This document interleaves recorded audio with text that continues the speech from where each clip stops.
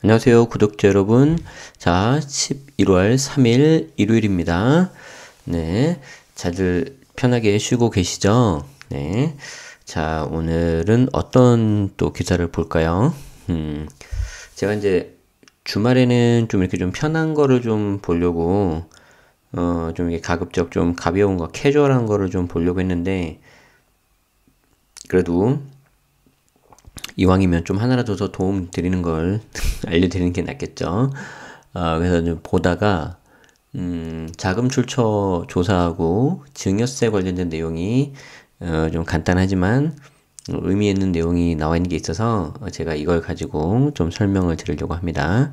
자, 어떤 건지 한번 볼게요. 자, 금요 칼럼 자금 출처 조사와 증여세. 이거는 그 현직에서 계신 세무사님께서 이제 쓰신 칼럼이시고요. 그래서 한번 좀 보시면 어떨까 싶습니다. 자, 현재 정부 부동산 정책이 다주택자 양도세 중과 그리고 부동산 보유에 대한 과세 강화로 세금으로 이렇게 좀 해서 집값을 안정시키려고 했으나 오히려 부동산 가격 상승을 부추겨서 일부 재산가들은 사전 상속 차원에서 소유하던 부동산을 자녀들에게 무상 이전, 즉 증여하거나 매매로 넘겨주고 있는 경우가 많다. 그러니까 이제 이 자금 출처하고 증여에 대해서 여러분들이 관심을 가져야 되는 이유에 대해서 지금 설명을 하고 계시는 거죠. 그래서 다시 보면은 양도세 중과와 보유세 강화로 이제 집값을 좀 잡으려고 했는데 안 된다는 거죠. 그래서 또 어떻게든 이 재산가들은 거기에 대해서 연구를 하고 이렇게 좀 회피하는 걸 하거든요. 그렇게 하다 보니까 어차피 집값은 계속 오를 것 같으니까 팔긴 아깝고 또 설령 그게 아니다 하더라도 양도세 중과 때문에 너무 많이 나오니까 이게 이제 좀 그게 힘든 거예요. 그래서 못 주겠다는 거죠. 쉽게 말해서 못 팔겠다는 거예요. 그래서 팔 수 있는 상황이 아니잖아요. 그럼 어떻게 한다? 그래도 그냥 갖고 있자니 보유세가 많이 나오고 그런 여러 가지 사정들로 인해서 이제 자녀들에게 무상이전, 증여하는 경우가 많아지고 있다는 거죠. 자, 이에 국세청에서도 부동산의 거래 동향을 수집하여 분석하고 동시에 자금의 흐름도 파악하고 있으며 특히 미성년자가 부동산 취득하는 경우에는 물론 부모와 성인 자녀 간의 부동산 거래의 경우 자금 출처 조사를 통해 금융거래 내용을 꼼꼼하게 검증하는 것으로 알려졌다. 어허. 자, 그러니까 자금 출처를 보는 게 특히 갑자기 이거 나오네. 특히 미성년자. 이게 국세청에서 자주 들여다보는 경우. 미성년자가 부동산 취득 시 그리고 부모, 성인, 자녀 간 부동산 거래의 경우. 그러니까 설마 이게 부모 자식 간 거래인데 보통은 증여로 추정하거든요. 근데 이걸 정말 매매로 했다? 이건 좀 이상하다는 거예요. 들여다본다는 거죠. 자, 이 경우에는 금융거래 내용을 꼼꼼하게 검증을 하는데, 자, 자금 출처 조사라는 게 뭐냐 그러면 부동산이나 주식의 취득자금 원천을 조사하는 건데 금융분석원에서 금융거래 내역을 수집해서 취득자의 직업, 연령, 소득자료 등과 실제 자금의 흐름과 비교 분석하는 조사 결과로서 그 결과에 따라서 불분명한 거래 금액에 대해서는 증여세를 과세하고 있다. 자, 그러니까 보세요. 예를 들어서 부동산이나 주식을 취득하는 사람이 있을 거 아니에요. 그 취득자의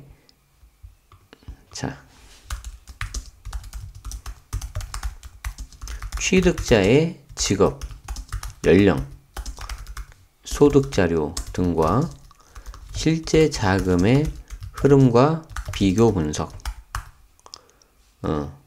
그래서 불분명한 거래 금액에 대해서는 증여세 과세. 당연히 누가 이거를 불분명하지 않다고 입증을 해야 될까요? 당사자요, 당사자. 취득자요, 취득자.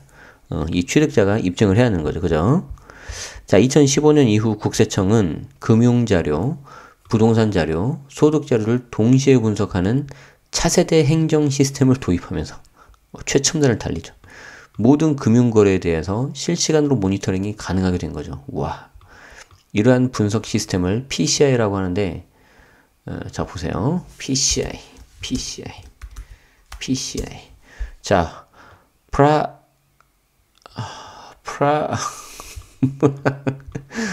아, 이거 프로퍼티잖아요, 이거. 프로퍼티. 이렇게 써야 되는 거 아닌가? 이거 뭐야, 이게. 이게 이제 자산이잖아, 자산. 나 왜 이렇게 맨날 이런 것만 쓰지? 자, 컨섬션. 자, 컨섬션. 뭐예요?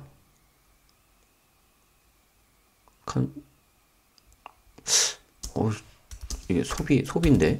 이거 내가 이상한 건가? 잠깐만. PCI 보자. PCI를 그냥 찾아봐야겠다. 미안해요. 제가 틀리면 안 되잖아요. 아니고, 뭐 그런 걸 떠나서 틀릴 수 있는데, 좀 뭐지? 궁금하잖아요.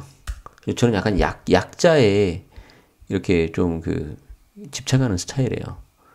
국세청 PCI. 자, 국세청 PCI.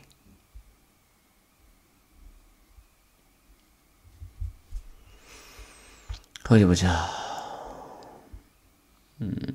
그렇지. 여기. 자, PCI. property.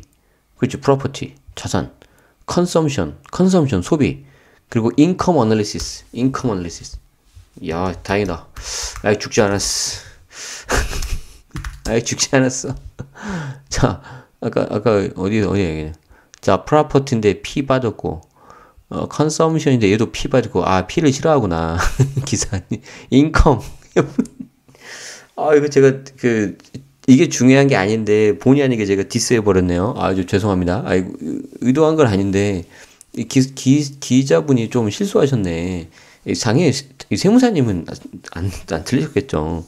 그 기자가 이제 이걸 칼럼을 받아서 옮길 때 약간 한 건데 이게 중요한 게 아니고요. 이제 본의 아니게 죄송합니다. 자, property, 자, 자산. 그 사람이 가지고 있는 자산, 예를 들어 부동산 자산. 근데 이 사람이 income, 돈과 소비가 있을 거 아니에요. 소비. 자, 그럼 보세요. 생각해 보세요. 내가 한 달에 뭐 500만 원이야. 근데 한 300을 써. 그럼 이 사람 기껏 해봤자 200만 원 정도 버는 거거든요. 그럼 이게 200만 원 1년 해봤자 2천만 원 정도 저금할 거 아니에요. 그럼 그 2천만 원 가지고 다른 거 대출을 받는다 하더라도 뭐 살 수 있는 부동산이나 주식 같은 그런 자산이 한정돼 있잖아요. 그래서 이 평균치를 봐요. 평균치 수입과 소비가 딱 했을 때 어떤 이 사람들의 평균으로 가지고 있는 소득 자산이 소득 자산이래. 어떤 실물 자산이라든가 어떤 금융 자산이 얼마가 있는데 그게 평균이 있을 거 아니에요. 예를 들어서 연봉이 뭐 5천이다. 연봉이 1억이다. 그러면은 그에 따른 대략적인 자산이 있는데 그 자산보다 훨씬 더 뭐 많이 갖고 있는 경우. 적게 가지고 있는 건 상관없죠. 갑자기 많이 갖고 있으면 이거 이상하다는 거지.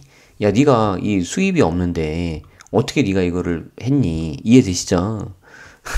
자, 그래서 밑에 나와 이게. 자, 한 개인의 소득 지출을 분석해서 소득에서 지출을 차감한 금액, 그쵸? 이 소득에서 지출을 차감한 금액과 재산 취득 자금을 비교하여 분석하는 시스템. 자, 그렇죠. 그래서 소득에서 지출을 차감한 금액과 재산 취득 자금을 비교하여 분석하는 시스템. 당연히 실소득보다 실제 소득, 수입에서 소비 뺀 거죠. 실소득보다 더 많은 재산을 취득한 경우에 자금 출처 조상이 된다는 거죠.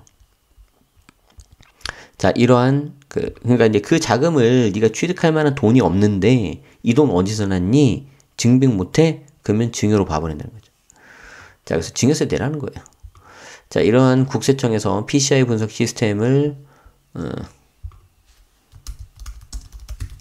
활용한 자금 출처 조사에 대비하려면 평소 본인의 근로소득 자료, 사업소득 자료, 신용카드 사용 명세 등을 잘 파악하고 필요한 증빙을 항상 잘 보내죠.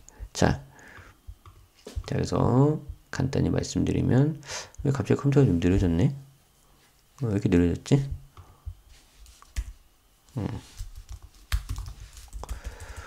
자, 자, 대비를 어떻게 해야 된다? 근로소득자료, 사업소득자료, 신용카드 사용 명세 등을 잘 파악, 필요한 증빙은 항시 보관. 근데 이게 참 말이 쉽지 어려워요. 이거 평소에 누가 신경 쓰겠어요, 잘 이게. 그래서 그때그때마다 좀 이렇게 큰 금액 같은 것들은 이게 잘 이렇게 스캔 같은 거 해놓고요. 사진 잘 찍어두시는 게 좋아요. 자금 출처 조사에 있어서 소명 대상 금액이 10억 원 미만인 경우는 80% 이상, 10억 원 초과하는 경우 2억 원을 제외한 나머지 금액을 입증하지 못한다면 해당 금액에 대하여 증여세 과세 대상이 된다. 그러니까 10억 미만인 경우에는 80% 이상을 소명을 해야 되고 10억이 초과하는 경우에는 2억 원을 제외한 나머지 금액, 그러니까 15억이면은 2억 원을 제외한 나머지 금액, 즉 30만 원을 입증해야 해당 금액에 대해서 증여세 과세 대상이 안 된다는 거예요. 아시겠죠? 어디 보자.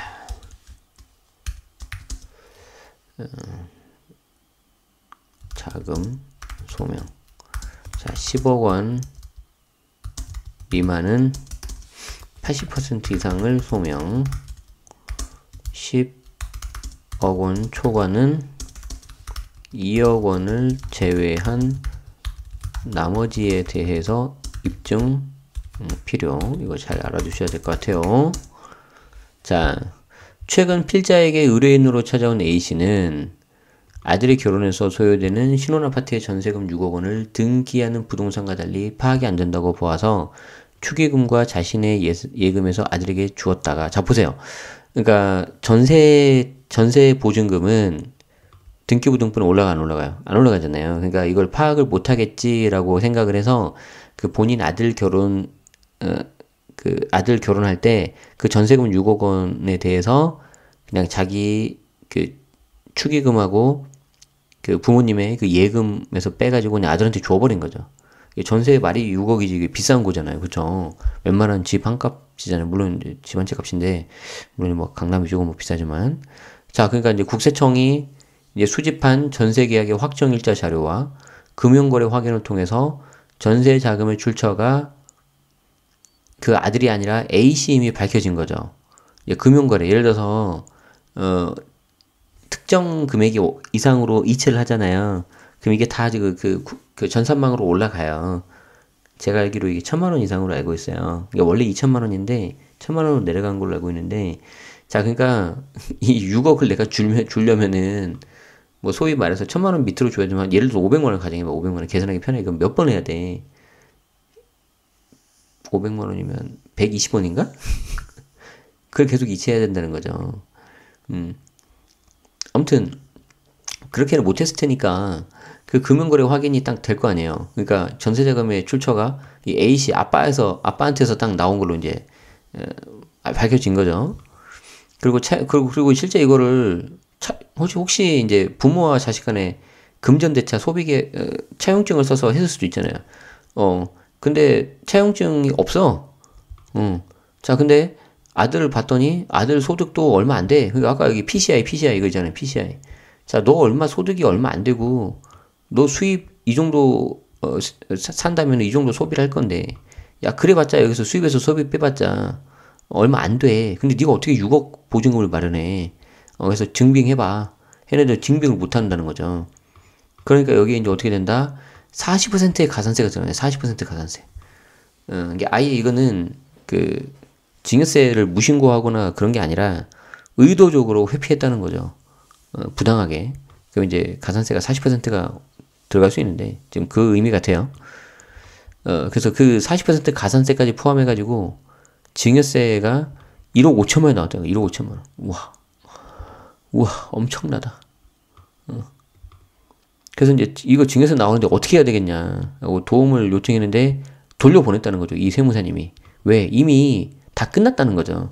그러니까 제가 늘 말씀드리지만 여러분들이 세금을 누구나 아끼고 싶어 하는 거는 똑같은데 그걸 아끼려고 할 때 제발 그 전문가를 좀 먼저 찾아가시라는 거예요.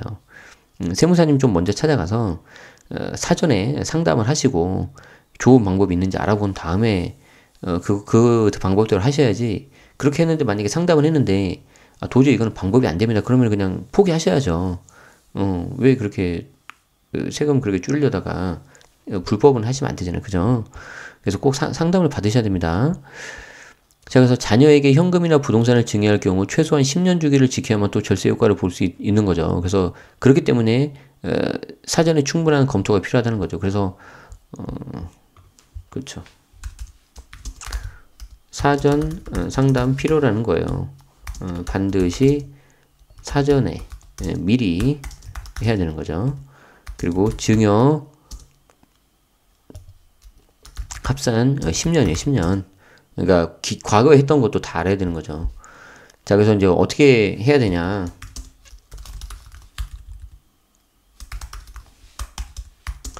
부모, 자녀 간 금전 거래에 반드시 차용증 작성, 원금 상환, 적정이자 지급 방법 등을 분명하게 기재하자. 그래서 이거 이제 분명하게 기재하시고요. 필요시 공증도 받는 게 좋다. 자, 공증을 못 받는다, 아니면 금액이 좀 애매하다 그러면은 문서 혹은 이메일 있잖아요. 이메일, 네이버라든가 다음 이메일로 내용을 주고받아서 이력을 남기는 것도 방법이다. 특히 이메일은 좋은 게 뭐예요? 내가 언제 보내고 언제 메일을 받았다, 수신 확인했다, 그런 게 시간으로 딱 정확하게 찍히잖아요. 그거 여러분이 뭐 시간을 조정하고 싶으면은 네이버한테 가서 아니면 다음에 가가지고 말해야 되는데 해줘요? 안 해주잖아요. 그게 약간 공증 효과가 나오는 거죠. 공증하려고 해도 수수료가 꽤 나와요. 그래서 이렇게 하는 것도 괜찮은 것 같다. 자, 마지막으로 증여세는 수증자, 그러니까 증여를 받은 사람이죠. 혜택을 본 사람이죠. 혜택을 본 사람이 내는 세금이기 때문에 자녀, 며느리, 손자 등에게 골고루 나눠줌으로써 증여재산 공제를 최대한 적용받아 증여세 부담을 줄이는 방법도 있다. 자, 그리고 이때 자, 하나 적읍시다.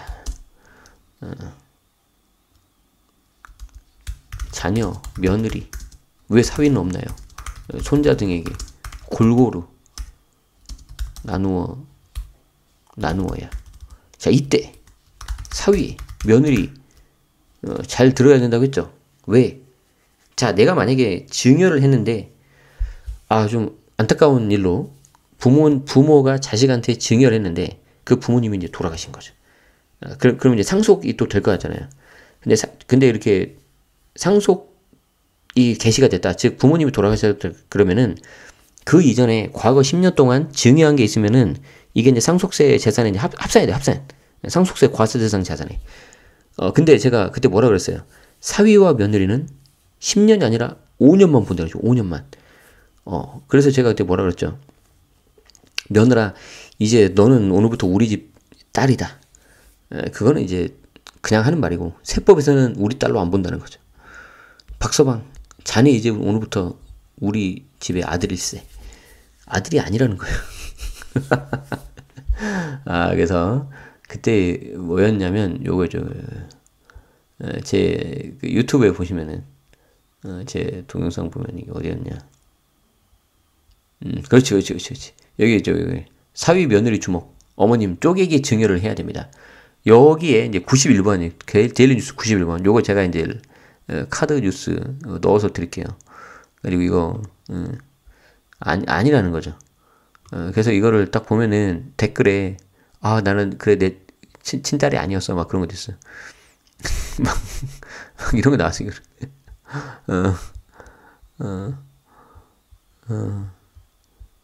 그래요. 오케이. 대부분은 이제 저처럼 증여 좀 받았으면 좋겠습니다 하는데, 제가 이제 그랬죠. 증여 못 받아도 괜찮다. 우리 부모님께서 건강한 몸과 마음을 주셨기 때문에 괜찮아. 그렇지만 사위 며느리는 알긴 알아야 된다. 이거 알긴 알아야 된다. 아시겠죠? 그래서 이렇게 좀 하시면 되겠습니다.